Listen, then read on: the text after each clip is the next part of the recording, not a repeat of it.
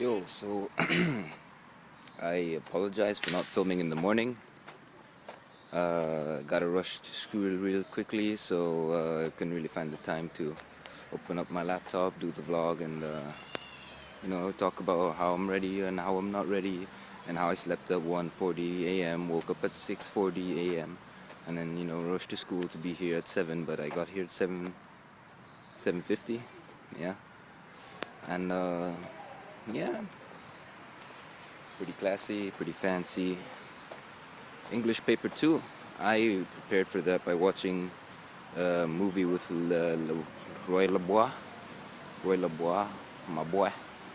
And for all you non-French speakers, it is Roy Lebois.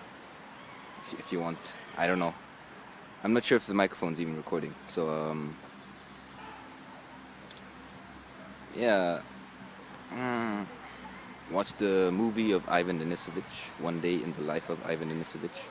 I keep messing that up. And I don't know, it's quite weird. It's quite weird. The movie wasn't really that exciting, that interesting. Stuff did happen, stuff that was useful, that we took notes on. But in the end, was it worth watching the movie in comparison to reading some texts that talked about the summary and what devices were used? That would have been more useful, especially in the amount of time it took to watch the movie. So that's a shame, but at least I was more prepared for Ivan Denisovich than Wilfred Owen, and had that going for me, which was okay. It was okay. It was not bad. It was not bad. Like Wilfred Owen, we studied him for like a whole year last year. So I still know some stuff. I still know what Owen really talks about. I still remember the themes that our teacher said Wilfred Owen expresses, and got the themes and compared them to what Alexander Solzhenitsyn uses in his novella Ivan Denisovich. But that's enough paper 2, because stressing about math paper 1. Not really stressing, but I should be stressing because I know nothing. Well, not nothing. I don't know nothing. I don't know how I'll do. That's what I mean in terms of knowing nothing. And last night I was just spending all night time, like after that movie. It was like 11, and just spending my time on Discord, talking in the IB Discord math revision section, and we got so off topic. I just don't even think I'm prepared. We had a few questions that we all tried to do and discussed about how to do it, and we were like, hey, wait, why is the answer this? And show the mark scheme, and then I don't still understand the mark scheme. So we had some explanations, had some discussions, that we had that going for us. That was good. And I don't know, I still have to prepare. I just finished my English paper 2. I think I did fine. I think I did well. Spent less time preparing for it. Made sure to spend less time. But yeah, it was quite uncomfortable.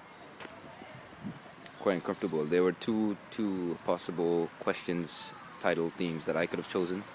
So I wasn't really sure about which one to choose, and ended up analyzing, dissecting, and understanding the questions for both of them, which I shouldn't have done, because then I would have been able to write more about the actual body paragraph for my essay. But I feel like I covered the important parts. I managed to find evidence from the texts. I had to dig through my memory, dig through all this, and find what exactly I'm talking about whenever I say that Wilfred Owen is angry about the war, and generally angry, and include a few quotes from him, such as my subject is war and the pity of war. That was great. I felt like a genius when I said that. Probably gonna feel really stupid because it had actually no relation to whatever the text was talking about, because it was discuss how different perspectives can lead to understanding or enrich the understanding of an author's, writer's literary works, and the understanding of the techniques used in their literary works. So that was that, and I did my best. So now I have to do my best for math paper 1. It's not gonna be easy. It's gonna be a battle. I take math HL, higher level, not further. I'm not suicide. And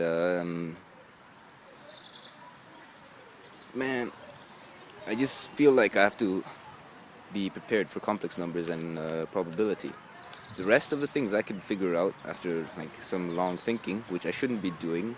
I should be doing quick thinking, smart thinking. Smart thinking, not quick, not short, not long. Smart thinking, meaning that it's managed well in time, and I try out a problem and move on to the next question as quickly as possible, so I can manage my time and don't spend up using too much time on a question that's only like 8 marks. Because out of 100 marks or 120 marks, whatever they decide to put it as, it's a lot. It's not a lot of marks. 8 marks in like 20 minutes. That's a bad idea. So my teacher recommends 1 minute a mark. So once you pass those 8 minutes for 8 marks, you skip, and that's what I'm gonna be trying to do. So right now, I'm gonna go back in, head to my study group, and study group I say, but just a bunch of people who are suffering as well, and go in, revise, read through the formula booklet, make a list of things to do in the exam, how I should prepare my exam. Like, so far I've only been preparing content, not how to actually do the exam, so I'm gonna prepare myself for how to do the exam, how I should do the exam. Like, I have the content here, I can guess it, I can think about it, but how do I actually do the exam, how do I write my answers, that sort of thing I'll be looking at right now. And the formula booklet as well, to see what formulas I have to use, see which formulas I find familiar the most, how I can remember other formulas, how I use these formulas, very important, and identify situations where I will use these formulas. So I'll be looking at some question banks and some past papers and see how they decide, to tackle the question, and compare it with how I decide to tackle the question and see which one's quicker, and I'll just do my best. I'll give it my hardest shot. The dream is 45. It was 45, but the dream for 7 in Math HL is not dead yet. At least not in terms of paper 1. So, see ya.